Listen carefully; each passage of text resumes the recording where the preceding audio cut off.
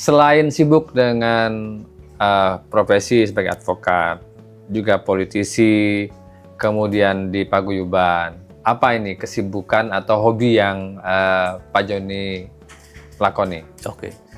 Saya hobi Pak ya, ingin ditanya hobi, saya hobi traveling Pak. Kebetulan saya juga hobi nyelam dan saya sebagai instruktur selam, tapi tidak profesional lah, lebih banyak untuk hobi gitu, untuk menyelam. Jadi dengan menyelam ini saya alhamdulillah bisa jadi keliling, tahu daerah-daerah di Indonesia. Kalau saya tidak ada hobi nyelam, mungkin rasanya saya nggak mungkin main ke Sabang atau ke Papua gitu, seperti itu. Gitu. Berarti instruktur selam juga Pak ya? Instruktur selam juga. Oke. Nah, kalau untuk menyelam, itu pertama kali ke daerah mana menyelamnya? Saya pertama justru di Pulau Seribu Pak. Yang memang agak aneh itu di Bandung kan nggak punya laut Pak. Ya. Jadi keliling gunung, tapi perkumpulan selamnya cukup aktif di sana. Saya pernah menjadi ketua perkumpulan selam di Kota Bandung juga dan di Indonesia pengurus gitu. Jadi kebanyakan ya kita keliling. Saya udah pernah nyelam di luar negeri juga, tapi Indonesia yang terbaik Pak. Ya. Gitu. Kalau di Bandung latihannya di mana Pak? Di kolam renang aja Pak. Kolam renang ya. Oke. Nah, Indonesia ini kan banyak spot selam. Ya. Ada di Kepulauan Seribu, Ya. ada di Sabang, Ya. Wakatobi, Raja Ampat, kemudian apa namanya itu di Manado, Labuan Bunaken, Bajo, iya, Bunaken. Labuan Bajo. Nah itu semua itu sudah Bapak sambangi? Sudah. Saya sudah semua, tapi tentunya tidak bisa semua. Oke. Karena di Papua sendiri, di Raja Ampat ini ada 400 spot, Pak. 400 titik selam. Rasanya kalau kita mau selam situ agak sulit ya untuk 400. Tapi alhamdulillah saya udah hampir ke semua yang ada di Indonesia, saya sudah pernah gitu. Nah di antara spot-spot selam itu, mana tuh yang paling topnya Pak? Jadi kalau saya ini yang belum pernah itu malah saya pengen. Oh, Jadi gitu. menurut saya semua punya karakteristik sendiri, keunikan sendiri.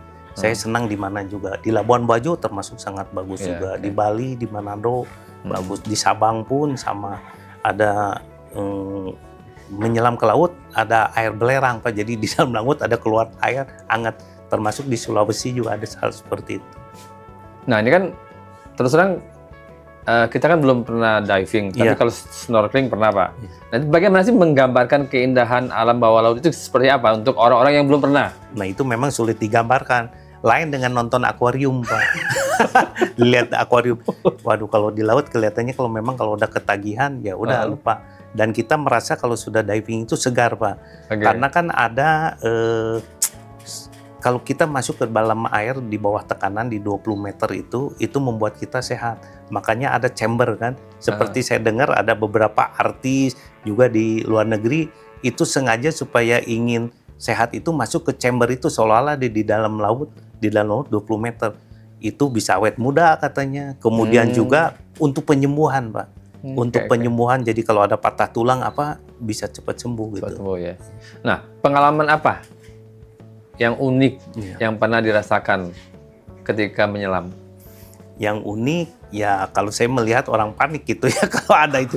Karena kami ini sebagai instruktur biasa menyelam kadang-kadang rame-rame Pak. Itu yang disebut kayak orang gila gitu. Jadi kita menyelam kalau orang tuh biasanya nggak mau rame-rame. Kalau saya ingin mengajak sebanyak-banyaknya supaya mencintai alam gitu ya.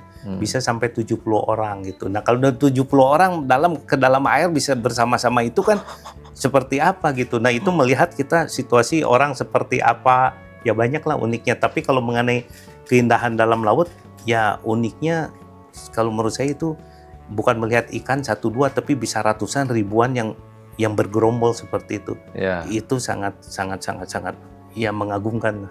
Mungkin pernah di diseruduk hiu atau manta atau apa gitu Pak?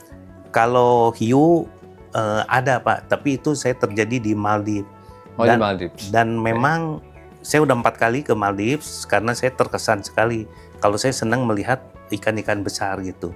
Jadi di sana ada hiu namanya nurse itu sangat jinak Pak. Jadi kita lagi diem, tahu-tahu masuk ke kolong kita Pak. Nggak berasa. Ikan pari pun sama gitu. Ikan pari apa kan, padahal kan itu. Tapi saya lihat patilnya udah nggak ada gitu ya. Oh, udah dicopot patilnya. Saya nggak ngerti tapi udah nggak ada. Tapi kalau nurse itu memang tidak buas. Jadi saya divingnya itu sore-sore sekitar mau matahari tenggelam, itu ratusan juga Pak. Oke. Itu bisa nyenggol kiri kanan ke badan kita, gitu. Kemudian apa yang Bapak lakukan untuk memanage waktu antara kesibukan organisasi dengan keluarga? Ya, saya mencoba membagi, kebetulan saya anak-anak juga sudah mandiri semua. Jadi saya banyak sekarang bergerak di bidang sosial. Kebetulan almarhum orang tua saya juga, ayah saya aktif di kegiatan sosial. Beliau mualaf dan seorang veteran juga, aktif di keluarga persaudaraan Islam waktu itu. Jadi saya banyak dari sejak SMA tuh udah mulai ikut-ikutan gitu ya ke daerah-daerah. Nah, jadi saya memanagenya ya kita ngatur waktu sendiri lah. Kelihatannya ya merupakan suatu kebahagiaan dan mungkin udah passion saya juga ada di situ gitu. Jadi memang perlu dialog dengan keluarga agar mereka juga memahami kesibukan yang Bapak lakukan. Iya ya, mereka sudah tahu dari awalnya gitu.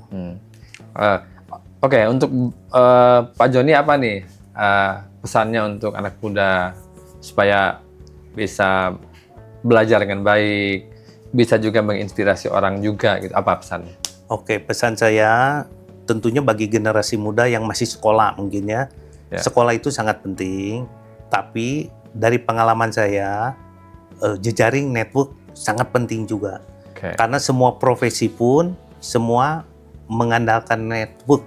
Apa yang saya rasakan. Jadi saya punya filosofi juga, dengan kita banyak jejaring, banyak network, hidup kita nggak akan susah. Jadi carilah jejaring, network, bergaul, tidak usah melihat suku, bangsa, agama, latar belakangnya seperti apa. Kita harus berteman dengan semua golongan. Hidup kita nggak akan susah. Jadi konsep silaturahmi kepada semua golongan. Iya betul. Oke. Dengan begitu nanti akan panjang umur dan murah rezeki. Amin. Oke, Pak. Terima kasih. Semoga nanti menginspirasi pembaca dan penonton Voice of Indonesia. Iya. Terima kasih banyak. Selamat sore.